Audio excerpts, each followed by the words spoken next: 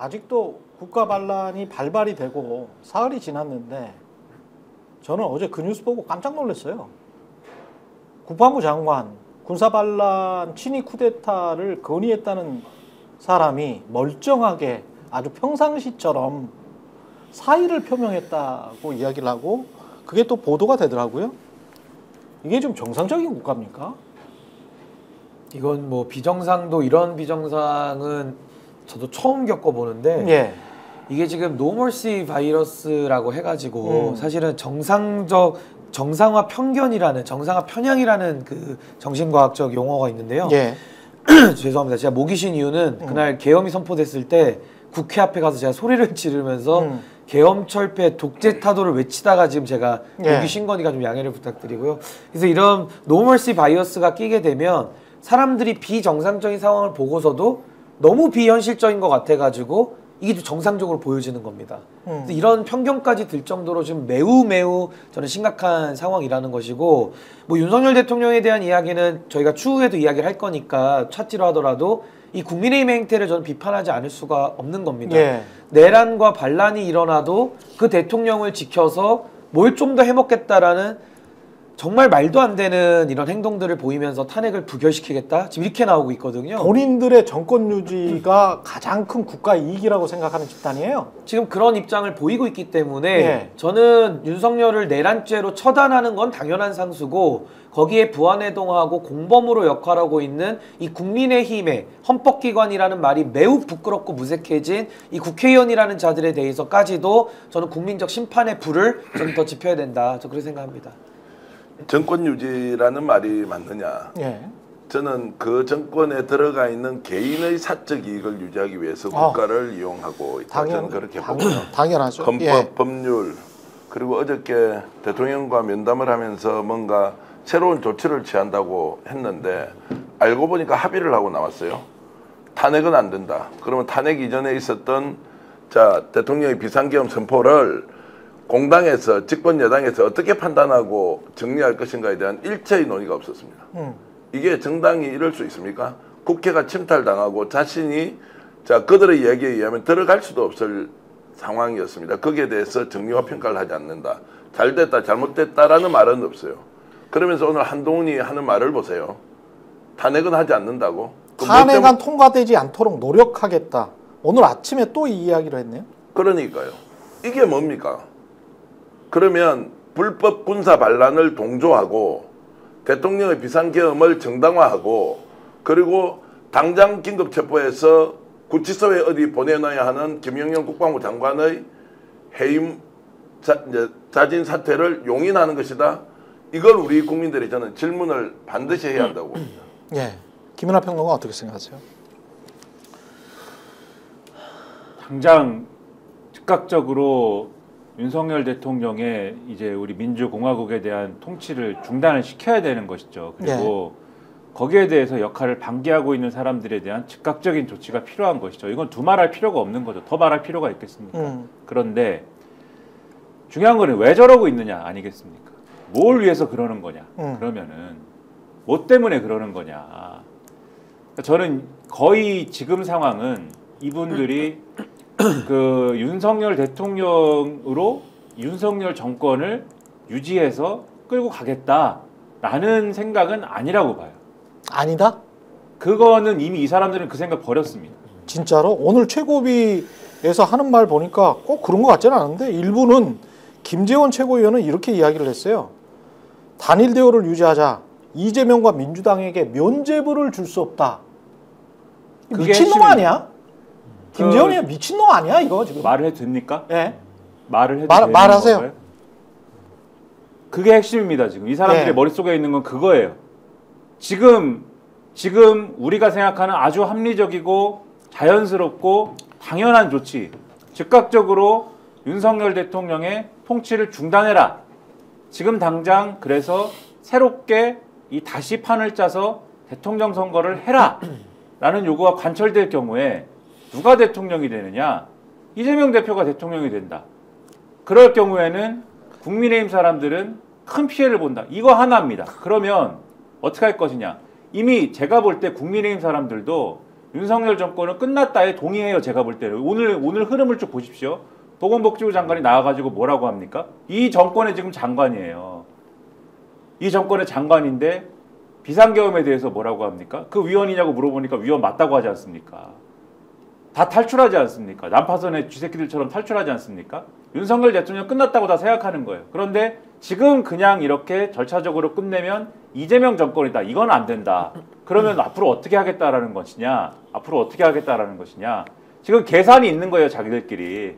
아주 음흉한 계산이 있는 겁니다. 어떤 계산이 있어요? 아주 정치공학적으로 네. 아주 정치공학적으로 그 맞아 들어가는 네. 퍼즐 맞추기 같은 계산이 지금 있는 거예요. 그들만의 머릿속의 생각은 뭐예요?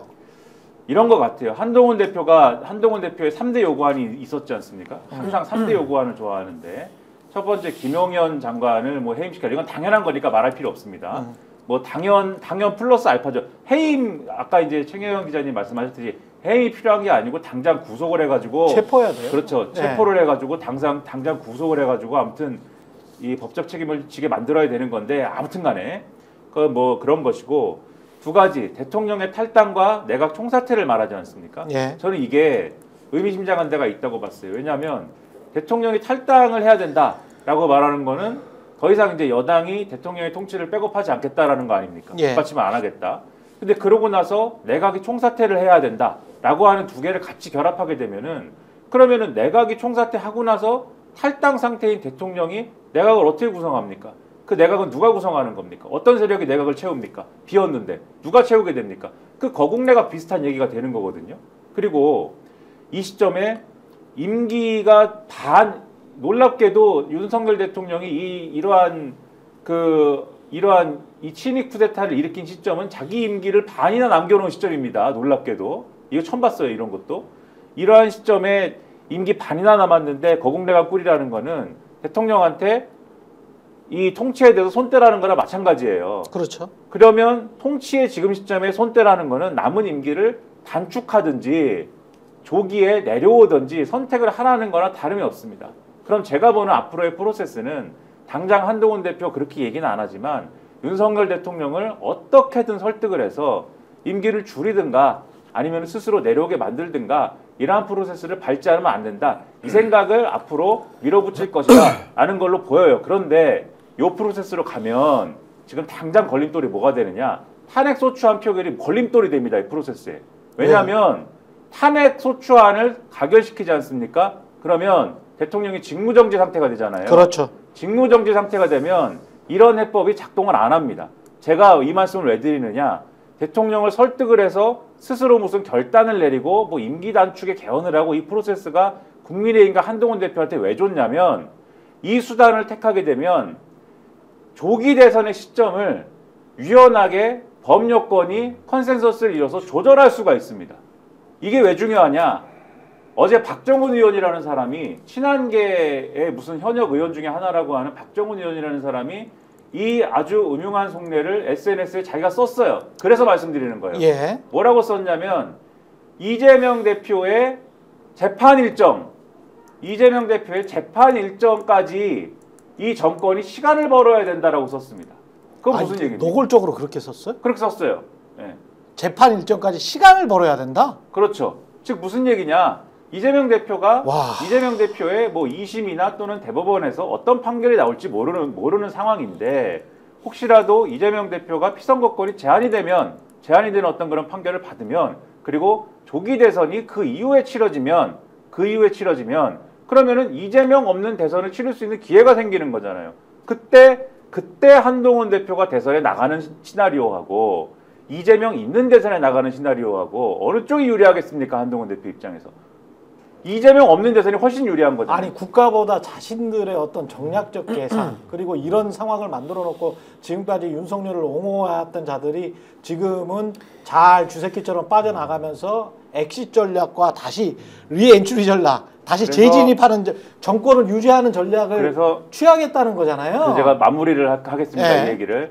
그래서 저는 이러한 계산을 친한계 일각에서 하고 있는 거 아니냐라고 어제 좀 의심을 했는데 그거를 보고 아니나 다를까 오늘 아침에 한동훈 대표가 거기에 딱 맞는 것 같은 얘기를 지금 하고 있더라. 첫째, 윤석열 대통령 탈당을 계속 요구하겠다. 둘째, 탄핵에 대해서는 탄핵이 되지 않도록 하기 위해서 내가 노력을 하겠다 이렇게 얘기하지 않습니까? 그리고 뭐 셋째 다른 얘기도 있긴 해요. 이 불법적이고 위헌적인 계엄에 대해서 내가 동의하지 않는다 뭐 이런 얘기를 하면서 마지막에 의미심장한 얘기 또 하죠. 내가 나에게 맡겨주십시오 이제는 이렇게 얘기하지 않습니까? 그래서 저는 뭐 저의 추정이고 지금까지 말씀드리는 거는 이 추론이고 뭐 뇌피셜입니다만 친한계 일각에서는 분명히 이런 계산을 가지고 있는 것처럼 보이고 거기에 한동훈 대표가 동조하고 있는 게 아닌가 저는 그렇게 생각을 한다는 거예요. 저는 김민하 평론가님의 분석이 너무 정확하다고 정확하네. 저는 보고요. 네. 저는 또 다른 쥐새끼 하나를 제가 또 설명을 드리겠습니다. 지금 국민의힘 안에 친유는 말할 필요가 없어요. 그 사람들에 대해서는 이미 국민의힘 안이나 보수 쪽에서도 같이 갈 수 없다라고 이미 확진을 내렸고요. 문제는 뭐냐면 지금 이 대통령이라고 하는 자, 그러니까 윤석열의 내란과 반란 수계 혐의에 대해 가지고 처리를 못하는 이 대한민국은 나라 문 닫아야 되는 상황이거든요. 그래서 국민들이 분노를 하는데 여기서 유심히 봐야 되는 쥐새끼가 이제 곧 친한계 쥐새끼 외에 두 마리의 쥐새끼가 또 있습니다. 누굽니까? 그게 뭐냐면 민주당 쪽에 지금 비주류 쪽에서 해먹으려는 기회주의자들이 하나가 있어요. 그건 제가 뭐 실명 얘기 안 하겠습니다. 민주당 안에서 다 이미 알고 있을 거고요. 현역 국회의원인데? 아니 뭐 과거에도 총리설 나오고 비서실장 설 나왔던 사람들이 누굽니까? 총선 이후에? 패배 이후에? 그러니까 이걸로 그냥 가름을 하면 되는 거고요. 더 중요한 거는 보수 쪽의 움직임. 뭐 그 아까 제가 민주당 쪽에 김한길 제가 빼뜨렸네요. 김한길 생각하시면 될 것 같고 보수 쪽에 또 다른 쥐새끼 하나가 뭐냐면은 이미 발톱을 드러냈죠. 그게 바로 개혁신당입니다. 여기 어제 허은하 대표를 중심으로 한 개혁신당 최고위가 낸 입장이 친한계랑 똑같습니다. 아 그래요? 왜 똑같냐? 이렇게 나옵니다. 첫째, 여야가 그러니까 지금 반란 수계에 대해서 탄핵하자라고 야만은 걸어놨는데 이들이 탄핵을 거는 건 더 비열합니다. 왜? 어차피 친한계가 소위 말해서 인계철선으로 앞에 나가서 반대해주면 어차피 탄핵은 안 되거든요. 그러니까 야당이라는 걸 입증해야 되니까 문구는 탄핵이라고 야만은 내는데 저쪽에서 8명 어차피 안 올 거다. 알고, 그러니까 실패할 걸 알고 이미 내용은 내는데 내용 보십시오. 이렇게 나옵니다. 첫째, 여야가 합의하고 국민이 신뢰할 수 있는 책임 총리를 추대하자. 윤석열 살려두자는 얘기입니다. 반란 처리하지 말자는 얘기입니다. 두 번째, 중립내각을 구성해 혼란을 수습하고 새로운 대통령 선출 절차에 착수하자. 중립내각 구성할 때 그럼 장관 18개 중에 개혁신당 한 3, 4개 가져가겠다는 겁니다. 지금 그러네. 2%의 지지율보다는 한 6배 장사가 되죠. 그러네. 완전히 이거 명태균 수법이고요. 셋째, 개헌 논의를 시작해서 대통령과 개헌 국민투표, 대통령 선거와 개헌 국민투표를 동시에 실시할 걸 제시한다라고 하면서 윤석열 퇴진하라, 내란 수계 구속하라. 밑에 거는 하나만 한 얘기고 위에 1, 2, 3를 하고 싶은 얘기거든요. 그러면 반란 수계를 대통령의 자리에 놓고 개헌을 또 얘기하자면은 윤석열과 합의를 해야 되거든요. 반란 수계랑 합의를 해가지고 권력을 질서 있게 퇴진하자, 질서 있게 이양하자 이 얘기인 즉슨 친한계에서는 이재명 논리를 내세워가지고 하고 있는 것이고 개혁신당 쪽에서는 야당으로 좀 위장이 있기 때문에 탄핵을 말하면서 뒤에서는 지금 이 야합을 하고 있는 겁니다. 친한계의 박정훈과 예를 들면 개혁신당의 허은하 대표가 만나서 대화를 하잖아요. 딱 맞아 떨어집니다. 거기에 민주당의 기회주의자들까지 오면은 거국내각을 만들 수 있죠. 이렇게 해서 또 한 번 권력을 해먹자라는 술수를 저는 참 정치적 수단 이 사람들이 너무나도 얍삽하게 쓰고 또 이런 걸 드러내요. 그러니까 저는 윤석열만 양심이 없을까? 윤석열 양심 없는 건 당연한 값이고 그 이후에도 책임 있는 자들이 책임을 바로잡지 않고 오히려 반란까지 엄호하면서 또 해먹겠다라는 전 이 부분을 지금 주목을 해야지 이거 안 하잖아요. 국민들은 탄핵을 시키지도 못하고 시켜도 이런 사람들한테 또 한 번 넘어가게 되는 아주 악의 순환의 고리 역사가 전 이어질까 굉장히 우려스럽습니다. 숨 막히네. 다른 각도로 제가 좀 설명을 해보겠습니다. 이것은 이제 탄핵이 국민들이 원하는 방향으로 이루어질 것이라는 전제로 보면 이것에 대한 정치적 계산이 다를 수 있다고 보는데 저는 좀 근본적으로 이틀 동안 보면서 회의하는 게 있습니다. 윤석열 대통령 바뀐 게 아무것도 없구나. 외부 힘으로 이 사람을 끌어낼 수가 없다는 것이 지금 입증되고 있고 본인의 지금 태도는 내가 뭘 잘못했는데 민주당 잘못해서 정말로 다른 방법이 없어서 자 비상계엄을 선포한 것이다. 이 내 마음을 왜 이해 못 해주느냐라고 오히려 거꾸로 지금 큰 소리를 치고 있는데 한동훈이 시간을 주면 바깥에서 대통령을 조정해서 어떤 식으로든 본인이 원하는 방향으로 탄핵과 그리고 거국내각과 이런 것들로 갈 수 있느냐. 저는 아니라고 봅니다. 윤석열 대통령이 꺾인 게 아무것도 없다는 거예요. 지금도 수없이 많은 수단을 가지고 검찰권 행사하고 대통령직을 그대로 유지하면서 본인이 할 말을 계속 하겠다라는 전제로 본다면 바깥에서 아무리 심하게 밀어붙인다 하더라도 움직이지 않는다. 그러면 어떤 수단을 강구해서 윤석열을 끌어내릴 거냐? 끌어내리는 방법, 구체적인 방법 뭡니까? 자, 내란 수계다. 그러면 군검찰이 나서 체포해야 됩니다. 그럼요. 자, 안 움직이지 않습니까? 예. 움직이지 않을 거 아닙니까? 두 번째, 현재 검찰이 그러면 여기에 대해서 적극적으로 나설 수 있느냐? 안 할 것이다. 공수처가 나서서 이걸 하라 할 것이냐? 모든 것이 저는 벽에 청청이 막혀 있다는 생각이 드는 거예요. 그러면 자, 7일로 지금 예정되어 있습니다. 대통령 탄핵 의결을 국회에서 하는데 이거 통과됩니까? 제가 거꾸로 최 기자님한테 좀 여쭤보, 이거 통과될 것 같습니까? 지금 분위기로는 지금 분위기는 안 되네요. 당연히 통과되어야 한다는 국민적 열망이 있지만 예. 통과 안 되면 어떻게 되면 끝나는 거 아니에요. 예. 그 다음에 무슨 거국 내각이 있습니까? 탄핵 추진조차 하지 못하는데, 아니 추진은 했죠. 의결조차 되지 않으면 모든 것은 다시 거꾸로 돌아가 버리는 상황이다. 그렇죠. 자, 이 전제로 본다면 윤석열 대통령이 지금도 호락호락 하지 않다는 게 아니라 오히려 더 강하게 나와서 이 상황을 주도하려고 한다. 이미 그것은 국민의힘 쪽에서 모였던 사람들이 공통적으로 지금 전하고 있는 이야기입니다. 절대로 얕잡아서는 안 된다. 더 강력하게 나올 수 있다. 라는 말씀을 좀 드리겠습니다. 스픽스는 말하는 언론입니다. 대세는 유튜브, 그중에서 스픽스. 좋아요, 댓글, 구독, 알림 설정. 여러분이 저희를 사랑해 주시고 우리가 여러분을 사랑하는 4가지 방법입니다.